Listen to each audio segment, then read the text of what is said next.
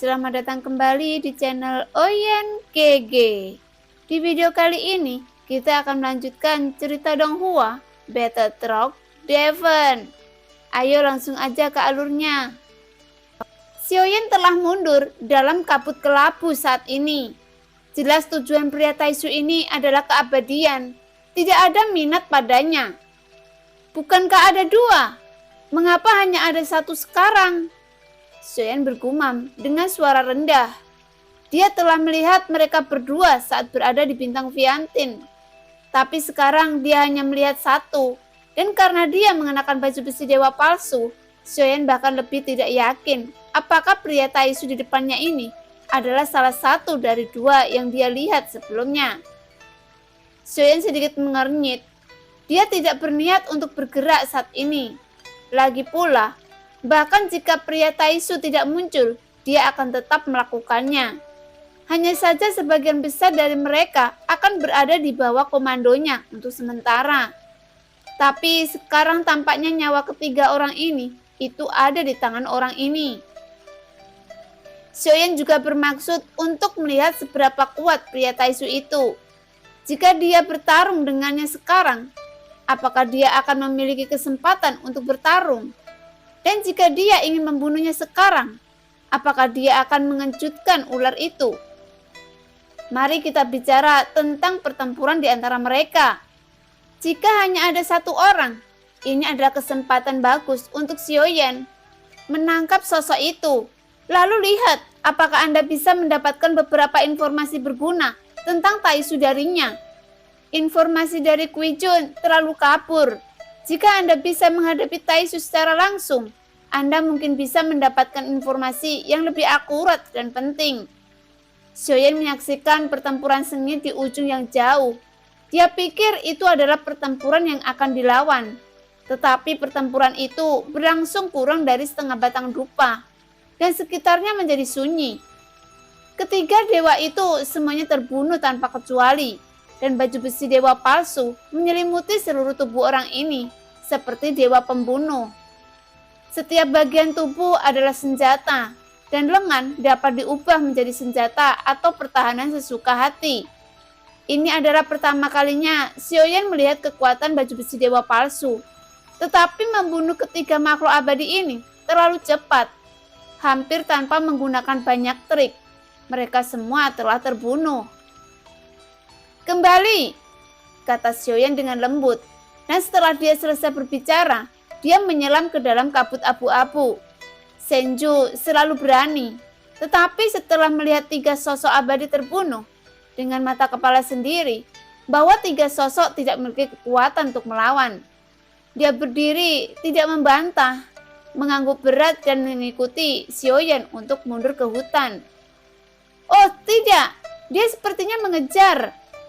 Xiaoyan memimpin kerumunan dengan kecepatan yang sangat cepat untuk pergi. Saat ini, saya mendengar Senju buru-buru berkata dari belakang. Xiaoyan mengerutkan kening ketika dia mendengar kata-kata itu. Segera Xiaoyan mengepakkan sayap bela dirinya, berbalik dan melihat ada udara yang mengalir di bagian itu. Dan Xiaoyan menyebarkan kekuatan jiwanya, tetapi menemukan bahwa kekuatan jiwanya tampaknya tidak dapat menyamai secara akurat. Tapi satu hal yang pasti, orang kuat dari Taisu ini memang mengejarnya. Xiaoyan melihat sekeliling, Yuto dan Senju sama-sama abadi, dan dua wanita di sisi lain mungkin juga abadi. Tetapi Xiaoyan tidak setuju mereka untuk mengikuti. Tetapi pembangkit tenaga Taisu ini memburu keabadian. Jadi pada saat ini, saat keempatnya menjadi targetnya. Sosok Xiaoyan tiba-tiba membeku dan semua orang mengikuti Xiaoyan untuk berhenti. Tidak perlu melarikan diri, kita sudah dikepung. Tatapan Xiaoyan tenggelam. Kita tidak dikepung, tujuan orang ini hanya untuk keabadian. Begitu Xiaoyan selesai berbicara, mereka berempat menatap Xiaoyan serempak. Mata mereka aneh dan mereka berpikir mungkin saja itu terjadi. Anda benar-benar dewa pertempuran. Jelas, Senju dan Yuto yang telah melihat kekuatan Xiaoyan secara alami memahami bahwa kekuatan Xiaoyan yang sebenarnya sama sekali tidak mungkin untuk menjadi abadi. Tetapi aura yang memancar dari tubuh Xiaoyan memang dewa pertarungan, dan itu hanya dewa pertarungan bintang 8, dan tidak ada daya tarik sama sekali untuk pria Taisu. Apa yang harus kita lakukan selanjutnya? Senju bertanya tanpa sadar dengan ekspresi serius di wajahnya. Suara itu jatuh, tetapi tidak ada jawaban untuk waktu yang lama. Memutar kepala mereka lagi, mereka berempat menemukan bahwa Xiaoyan sedang duduk bersila di atas batang pohon besar. Memandang mereka berempat dengan tenang, seolah-olah pertempuran ini tidak ada hubungannya dengan dia. Sial, situasinya mendesak sekarang. Orang ini sangat kuat. Bahkan jika kita bergabung, kita tidak bisa menjadi lawannya. Jika kita ingin bertahan hidup, kita harus melarikan diri secara terpisah. Kalau tidak, kita semua akan mati di sini.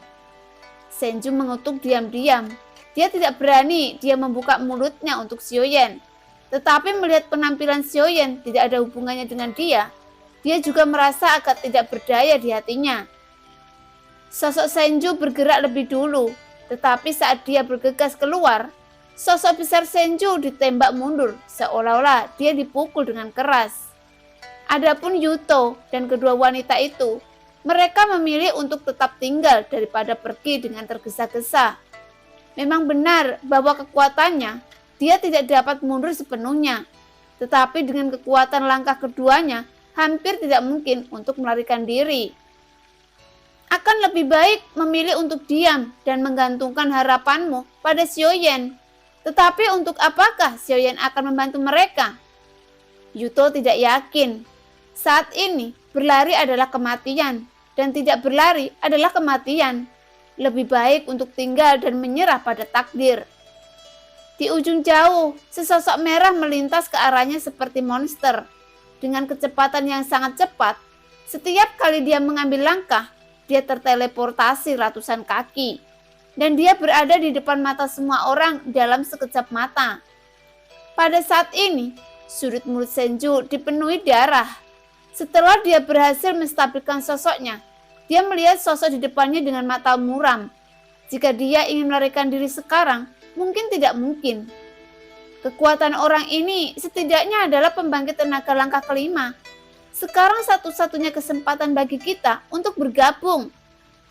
Pada saat ini, Senju tahu bahwa ada celah besar dalam kekuatan antara kedua belah pihak. Tetapi tidak ada pertempuran. Namun, dan Senju tidak ingin menyerah saat ini, tetapi mendorong semua orang untuk bergabung. Senju tanpa sadar menatap Xiaoyan, tetapi menemukan bahwa Xiaoyan tidak hanya tidak memperhatikan mereka saat ini, tetapi juga duduk dan menutup matanya dengan tenang.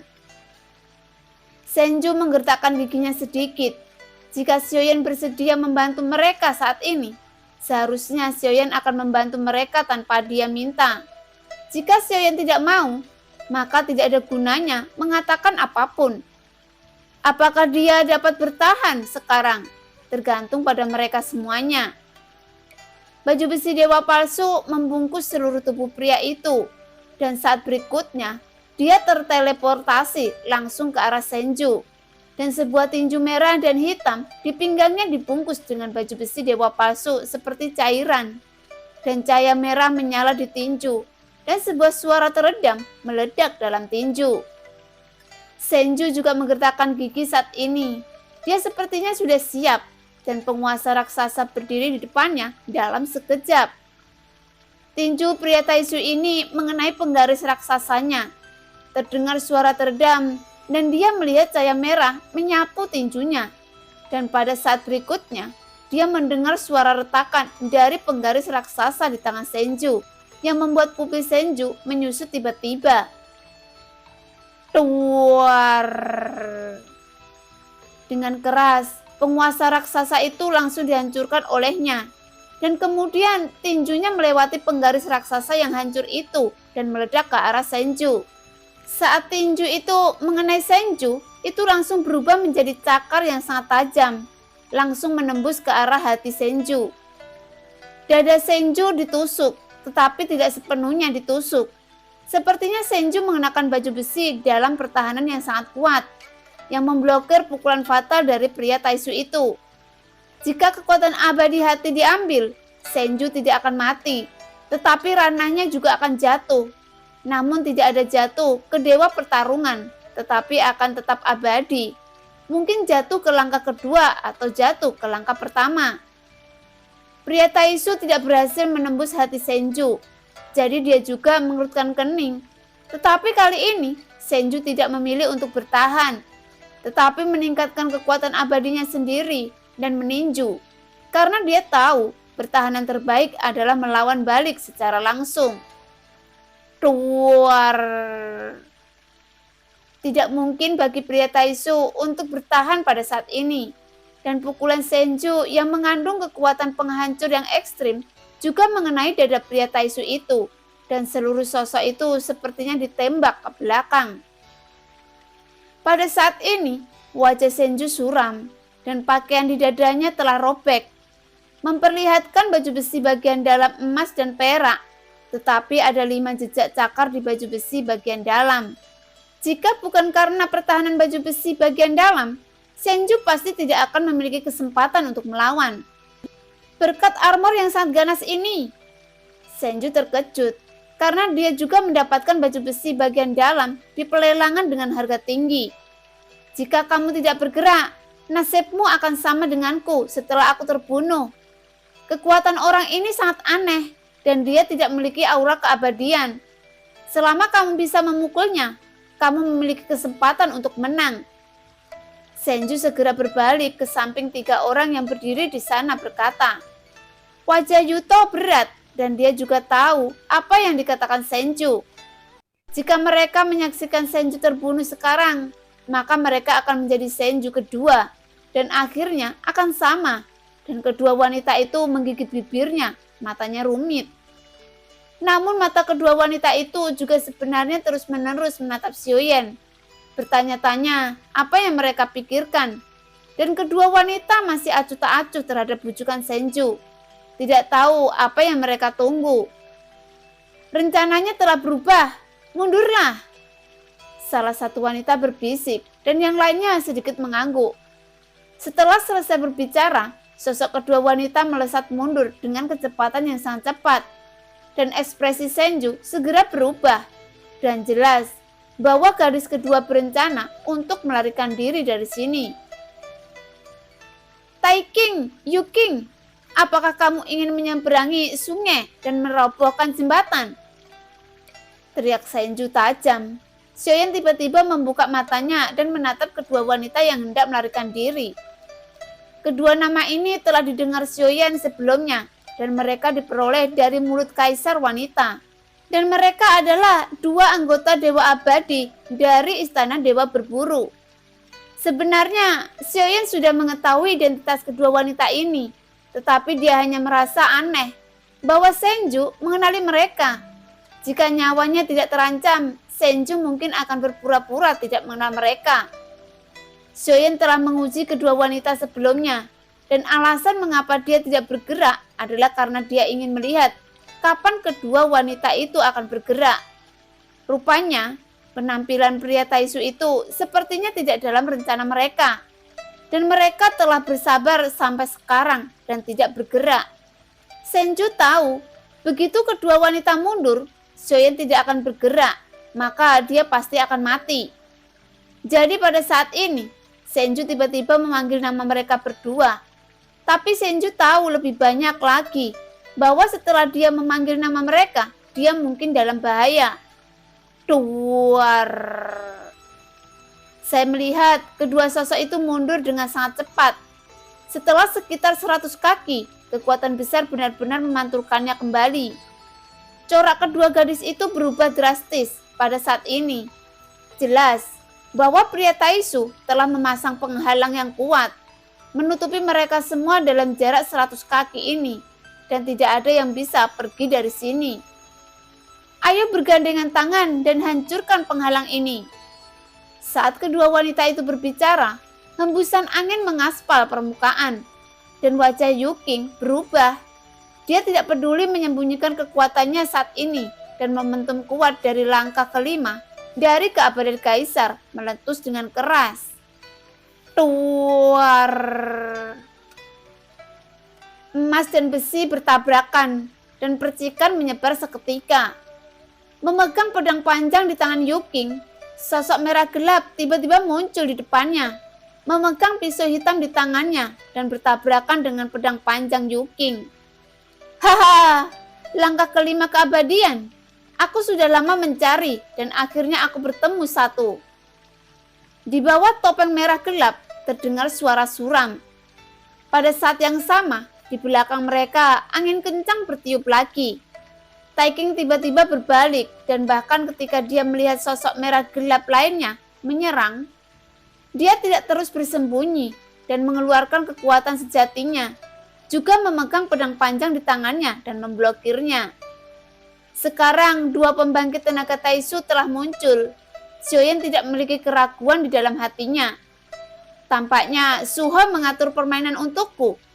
Senju dan kedua gadis itu memainkan adegan untukku. Sepertinya tidak ada petunjuk pada saat itu. Tapi tiba-tiba ini kedua Taisu yang muncul. Tampaknya telah mengganggu rencana mereka. Xiaoyan duduk bersila di dahan pohon besar. Matanya sedikit menyipit dan dia bergumam. Apakah Suho tahu hubungan antara aku dan dia? Xiaoyan bertanya dan permaisuri sudah berdiri di sampingnya. Dengan akalnya, dia seharusnya bisa menebak sedikit, tapi dia tidak tahu sebagian besar. Dan dia hanya akan tahu bahwa kamu persis seperti dia. Tetapi sepertinya dia tidak tahu. Permaisuri berkata dengan lembut. Sekarang dia seharusnya merasa terancam, jadi dia berencana untuk menghapusku. Tatapan Xiaoyan menyipit, dan permaisuri sedikit mengangguk. Penampilan Senju dan kedua wanita itu seharusnya untuk tujuan ini. Tidak akan ada yang bisa menyentuhmu. Permaisuri memandang Xiaoyan, senyumnya penuh memanjakan. Meskipun ada rasa aman, tapi masih ada perasaan buruk di wajahnya. Memang, jika permaisuri tidak mengikuti Xiaoyan dalam perjalanan ini, aku takut bahwa Suho pasti sudah menemukan cara untuk membunuh Xiaoyan. Meskipun dia tidak tahu mengapa Xiaoyan terlihat persis seperti dia, tetapi tidak peduli apa alasannya. Melenyapkan Xiaoyan dapat menghilangkan semua alasan yang tidak pasti, karena menjadi persis sama karena dia sama sekali tidak kebetulan. Dan Kaisar Wanita telah menjaga sisi Xiaoyan sepanjang waktu. Dapat dilihat bahwa identitas Xiaoyan tidak sederhana. Membunuh semua masalah dapat menyelesaikan semua masalah. Tetapi Suho tampaknya tidak dihitung. Xiaoyan dan yang lainnya akan menghadapi intersepsi orang kuat Taisu. Dan tujuan Taisu juga sangat jelas, yaitu memburu yang abadi. Kamu tidak perlu bergerak, tetapi jika Taisu benar-benar membunuh mereka dan menghilangkan kekuatan abadi mereka, saya khawatir itu akan sangat sulit untuk dihadapi. Xiaoyan bergumam. Permaisuri membelai kelinci Pingyun dan tidak berbicara. Dia tidak akan mengganggu keputusan Xiaoyan. Selama itu adalah pilihan Xiaoyan, dia akan mendukungnya tanpa syarat. Mata Xiaoyan sedikit terfokus. Dia masih tidak punya niat untuk bergerak saat ini. Dan dia masih harus terus melihat tingkat kekuatan apa yang telah dicapai oleh kedua orang kuat Taisu ini. Taiking dan Yuking juga kuat di langkah kelima pada saat ini. Sentuhan sederhana dapat dilihat. Saat menghadapi langkah kelima, itu tidak lagi menghancurkan. Mata kedua gadis itu sedikit terpaku. Dan ada kemarahan di mata mereka. Awalnya mereka tidak ingin bergerak, tetapi sekarang mereka dipaksa untuk bergerak.